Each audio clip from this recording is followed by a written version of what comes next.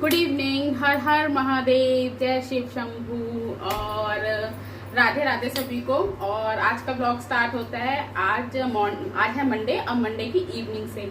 तो आज है मेरा व्रत और खुशबू का भी व्रत है।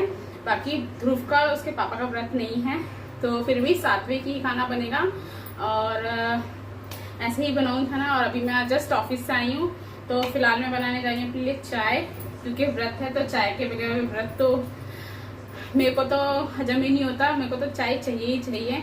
और वैसे भी मैं डेली ऑफिस से आके बना के पीती ही हूँ चाय। तो चलिए बना लेते हैं चाय और कर लेते हैं कुछ तैयारी खाने की, ताकि जल्दी बना पाऊँ, क्योंकि खुशबू को ना थोड़ा जल्दी भूख लगने लगती है। तो फिलहाल मैं अभी अपने लिए बना रख रही हूँ चाय। तो चलिए शुरुआत करते हैं खाना बनाने की। तो ऑफिस से आने के बाद तुरंत ही मैं किचन में लग जाती हूँ। अदरवाइज़ क्या है, अगर मैं रेस्ट करने बैठती हूँ तो फिर मेरा मन नहीं करता उठने का, काम करने का। इसलिए मैं अपने लिए यही करती हूँ कि सबसे पहले मैं अपने लिए चाय बनाती हूँ। चाय पीने के बाद मैं तुरंत खाना बनाने लगती हूँ। पर आज क्या है, मैं दोनों काम साथ साथ करूँगी, क्योंकि आज है व्रत मंडे का और खुशबू का भी व्रत है। और मेनली मुझे उसकी वजह से ही जल्दी खाना बनाना पड़ता है, क्योंकि आज उसका व्रत है मंडे वाले दिन। आजकल हम लोग सावन की व्रत रख रहे हैं, मंडे फास्ट रख रहे हैं। तो बच्चे ही है, क्या ही कर सकते हैं। पर यह है कि बच्चों का अगर मन है व्रत रखने का, तो हमें उनका मन भी नहीं मारना चाहिए। और बच्चे देखिए शुरू से ही, स्टार्टिंग से ही संस्कार सीखते हैं अपने बच्चों की। और यही हमारी मतलब पेरेंट्स की जिम्मेदारी होती है कि हम अपने बच्चों को अच्छे से अच्छे संस्कार दें, ताकि वो हमारी जो रिचुअल्स हैं वो अच्छे से सीख पाएँ, हमारे जो परंपराएं हैं वो अच्छे से सीख पाएँ। हम लोग जैसा करेंगे वैसे ही हमारे बच्चे भी सीखेंगे। तो वही है, हम बच्चों को ऐसे से बताएंगे तो बच्चे भी वैसे वैसे ही हमारे जो रिचुअल्स को उसको फॉलो करेंगे। तो उसी तरीके से मेरी खुशबू भी ऐसे ही कर रही है। मैं उसको बहुत धार्मिक प्रवृत्ति में ले जाना चाहती हूँ, कि जैसे कि बस वो भी भक्ति भाव को बहुत जल्दी मतलब वो फॉलो करे। तो यही चाहती हूँ, बच्चे जितने भक्ति भाव में जाएंगे उतना ही उनके लिए अच्छा है। तो खाना बनाने के बाद देखिए मैंने भिंडी छौंक दी है, और उधर मैंने चाय भी बनाने रख दी थी। जब तक वो उबलेगी और भिंडियाँ पकेंगी तब तक मैं अपनी जोत बत्ती कर लूँगी, यानी कि शाम की इवनिंग की पूजा कर लूँगी। तो कभी कभी तो खुशबू से करवा देती हूँ, क्योंकि उसको भी मैं सिखाती हूँ हर एक चीज़। पर ज़्यादातर इवनिंग की पूजा मैं ही करती हूँ, और सुबह की तो मैं करके ही जाती हूँ। तो कभी कभी मैं उससे करवा देती हूँ, क्योंकि बच्चों को भी पूजा जोत बत्ती करना बहुत ज़रूरी है, ताकि वो हमारी परंपराओं से जुड़े रहें। तो इधर देखिए मैं कर रही हूँ आरती। तो आरती कर रही हूँ मैं ओम जय जगदीश हरे की। ये विष्णु जी की आरती होती है, यानी कि विष्णु जी भी लड्डू गोपाल जी के ही अवतार, यानी कृष्ण अवतार ही हैं। मतलब विष्णु भगवान जो हैं उन्होंने अवतार लिया था कृष्ण भगवान के रूप में, तो बस वही है। और इधर देखिए मैंने जब दीपक जलाया था ना, जब हम ज्योति प्रज्वलित करते हैं तो उनको शांत भी करना होता है। तो दीपक जलाने के बाद आप थोड़ा सा हाथ में जल लें और अपनी जो जोत होती है उस पर चारों ओर घुमा दें, क्योंकि जब हम जोत को जलाते हैं तो उसको शांत करना भी बहुत ज़रूरी होता है। तो इस तरीके से मैंने सबको आरती दे दी है, सारे भगवान को मैंने आरती दे दी है, लड्डू गोपाल को भी आरती दे के खुद भी आरती लेके अब मैं कर रही हूँ हनुमान चालीसा का पाठ। वैसे तो मेरे पास शाम के टाइम अगर टाइम होता है तो मैं हनुमान चालीसा का पाठ करती हूँ, डेली नहीं करती हूँ। अदरवाइज़ सुबह की मॉर्निंग के टाइम पे तो मेरा नियम बंधा हुआ है कि मुझे हनुमान चालीसा करनी ही करनी है। तो ये देखिए मैंने सुबह शिवलिंग पे बेलपत्र और शमी पत्र वगैरह चढ़ाया था, वही मैं आपको दिखा रही थी। और इधर देखिए जो डिब्बी है ना प्रसाद की, ये सुबह मैं प्रसाद ड्राई फ्रूट्स का जो लगा के जाती हूँ, ये शाम तक इन्हीं के पास रहता है, ताकि वो जब उनको भूख लगे वो तब खा सकें। क्योंकि लड्डू गोपाल हमारे बालक स्वरूप भगवान हैं, इसलिए उनकी सेवा करना हमारा नियम है दोपहर में, जबकि खुशबू उनको खिला देती है। तो ये देखिए मैंने बेलपत्र और शमी पत्र चढ़ाया था, यही मैं आपको दिखा रही हूँ शिवलिंग पे। और ये ज़्यादातर मैं सिर्फ खाली जब मंडे का फास्ट होता है तभी चढ़ाती हूँ, बाकी दिन तो फिर ऐसे ही हो जाता है, इतना हमारे यहाँ पे मिलता भी नहीं है।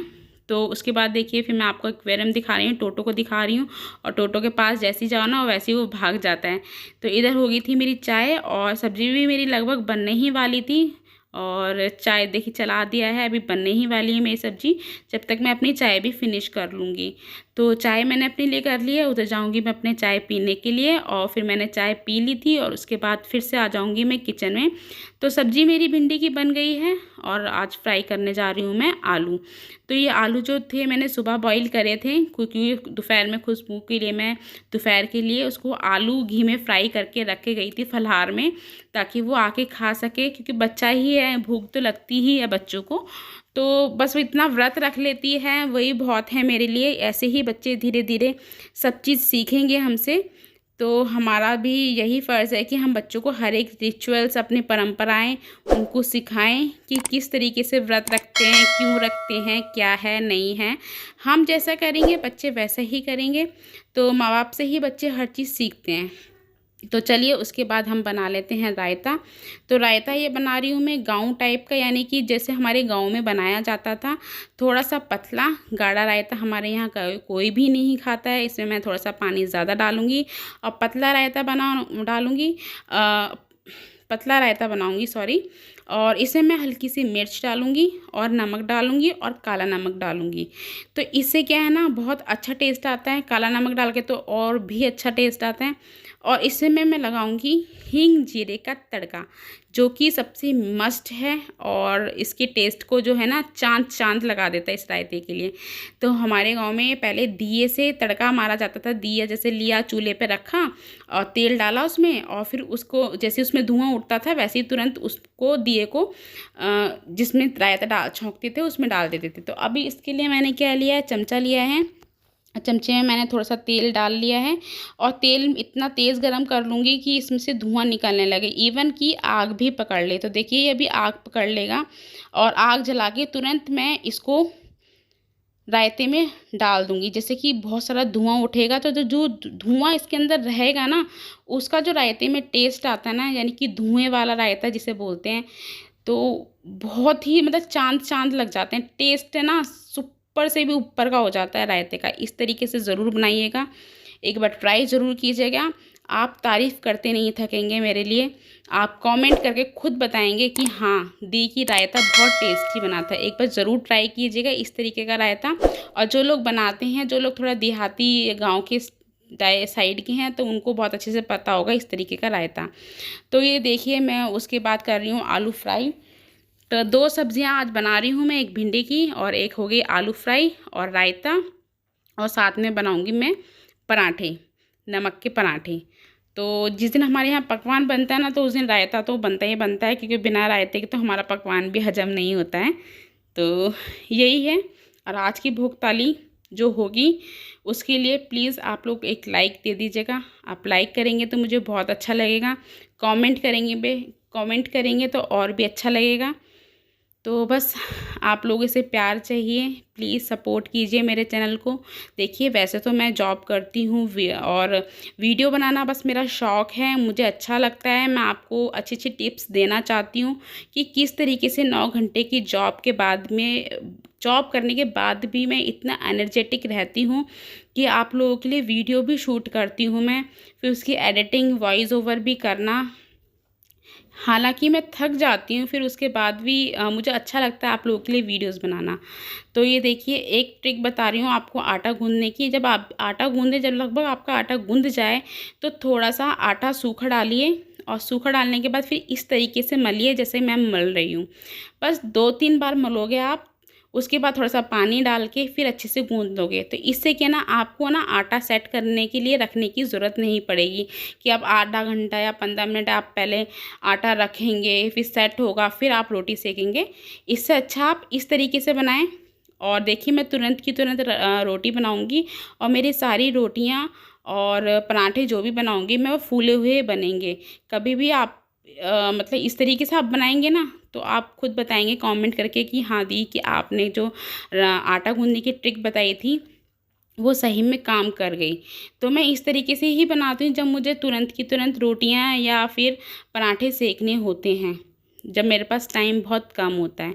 तो मैं आटा सेट होने के लिए नहीं रखती हूँ, इतना वेट नहीं करती हूँ। इसीलिए मैं ये वाली ट्रिक अपनाती हूँ कि पहले सूखा आटा डाल दूँगी थोड़ा सा, और फिर से आटे को मल लूँगी, और बहुत अच्छा आटा गूँधता है। आप ज़रूर ट्राई कीजिएगा और फिर कमेंट करके मुझे ज़रूर बताइएगा कि सच में क्या आपकी रोटियां अभी फूली फूली बनी थी। तो ये आपके लिए एक है कि आप मुझे प्लीज़ कमेंट करके ज़रूर बताइएगा। तो ये देखिए, खुद देख लीजिए आप, मेरे सारे पराठे फूल रहे हैं, देख लीजिए। और कभी भी आपको आटा सेट करने के लिए रखने की ज़रूरत नहीं पड़ेगी। तो उसके बाद मैं तैयार करूँगी भोग थाली और भोग लगा के आऊँगी माधव को और कृष्णा को। तो जिसके घर में लड्डू गोपाल होते हैं उनको हमेशा उनकी सेवा करनी चाहिए, क्योंकि ऐसे कहा जाता है कि जिस घर में लड्डू गोपाल होते हैं ना, उनको कभी भी भूखे नहीं रखना चाहिए। तो देखिए, मैं सुबह तो उनको खाने का भोग नहीं लगा पाती हूँ। उनकी जो दिनचर्या है, यानी कि सुबह से शाम तक का रूटीन है, वो मैं आपके साथ अभी बातों में शेयर कर देती हूँ। अगर आप बोलोगे तो मैं आपको वीडियो के साथ शेयर करूँगी कि किस तरीके से जॉब के साथ साथ मैं उनकी सेवा पानी करती हूँ। तो सुबह तो मैं उनको भोग लगा के जाती हूँ ड्राई फ्रूट्स का, दूध का, या फिर ब्रेड होती है तो इस तरीके से। तो पहले मैं आपको दिखा देती हूँ मैंने आज उनकी भोग थाली में क्या बनाया है। तो उनकी ज़्यादातर भोग थाली नाइट में ही बनती है। तो ये इधर है भिंडी की सब्ज़ी, इधर है आलू की सब्ज़ी, पराठे और है रायता साथ में। और मीठे में जो कि हमेशा लड्डू गोपाल जी को उनका फेवरेट होता है मीठा, तो मीठे में है पेड़ा। तो ये पेड़ा वही है जो मैं गोवर्धन से लेकर आई थी। मैंने उनके लिए एक स्पेशल डिब्बा ले गई थी जिसमें से रोज़ उनको भोग लगता है मीठे का खाने में ज़रूर। तो जब तक ये चल रहा है ठीक है, नहीं तो फिर मैं यहाँ मार्केट से भी मीठा कुछ लड्डू या कोई बर्फ़ी कुछ भी ले आती हूँ। तो देखिए, कमेंट करके बताइएगा कि कैसी लगी मेरी भोग थाली आज की मेरे लड्डू गोपाल जी के लिए। तो अब लगा देती हूँ मैं उनको भोग। तो आओ माधव भोग लगाओ, ऐसा भोग लगाओ मेरे माधव, सब अमृत हो जाए मेरे माधव। तो इस तरीके से बोल के मैं उनको भोग लगाती हूँ और थोड़ी देर उनके पास ये थाली रख दूँगी। 10-15 मिनट रखी रहेगी उनके पास थाली। उसके बाद फिर हम लोग वो थाली का जितना भी भोजन होता है वो सभी चीज़ों में मैं मिला देती हूँ। उनको लास्ट में पानी पिला दिया है, बीच बीच में उनको पानी पिला दिया है और ये रखी रहेगी थाली। और हाँ, भोग लगाते समय घंटी ज़रूर बजाएं, क्योंकि घंटी बजाने से बिना घंटी के भगवान जो भोजन है वो एक्सेप्ट नहीं करते हैं। ये एक घंटी के पीछे एक कहानी है, तो कभी बाद में सुनाऊंगी, नहीं तो वीडियो बहुत ज़्यादा लंबा हो जाएगा। तो उधर भोग लग चुका है, उसके बाद मैंने सब लोगों को खाना दे दिया था, सब लोगों ने खाना खा लिया है। इधर मैंने साथ के साथ अपने लिए भी प्लेटिंग करूँगी और साथ के साथ मैं अपनी किचन भी क्लीन कर दूँगी। तो बाकी का काम जो होगा वो मैं बाद में करूँगी खाना खाने के बाद, क्योंकि मेरा भी व्रत था। और देखिए, थकान तो हो ही जाती है और बस वही था, फिर ये लगता है कि खाना खा लो टाइम से तो ठीक रहता है। तो ये लगा रही हूँ मैं अपनी थाली। ये मेरी थाली तैयार हो गई है। आपको वीडियो कैसा लगा हो, अगर अच्छा हो लगा हो तो प्लीज़ लाइक कर दीजिएगा और आ जाइए आप लोग भी खा लीजिए। तो मिलते हैं आपसे नेक्स्ट वीडियो में। जब तक के लिए अपना और अपनों का ध्यान रखिए। और उधर देखिए, मेरे लड्डू गोपाल भी आ गए हैं सोने के लिए हमारे पास। वो इसी रूम में हम लोगों के साथ एसी में सोते हैं और सुबह फिर ये अपने पूजा रूम में चले जाते हैं। तो भगवान का शुक्रिया अदा करते हुए, थैंक यू बोलते हुए मैं भोजन को ग्रहण कर रही हूँ। आप लोग भी ऐसे ही कीजिए, क्योंकि हमें भगवान ने इस भोजन के लायक बनाया, इसलिए हमें यूनिवर्स में हमेशा थैंक यू बोलना चाहिए। बोलते हैं 1 लाइक करोगे तो भगवान 2 लाइक देगा। तो इसीलिए इस वीडियो का एंड करते करते आप लोग भी अपना और अपनों का ध्यान रखिए और मिलते हैं आपसे नेक्स्ट वीडियो में। Till then bye bye, good night everyone, Radhe Radhe सभी को, और मिलते हैं नेक्स्ट वीडियो में।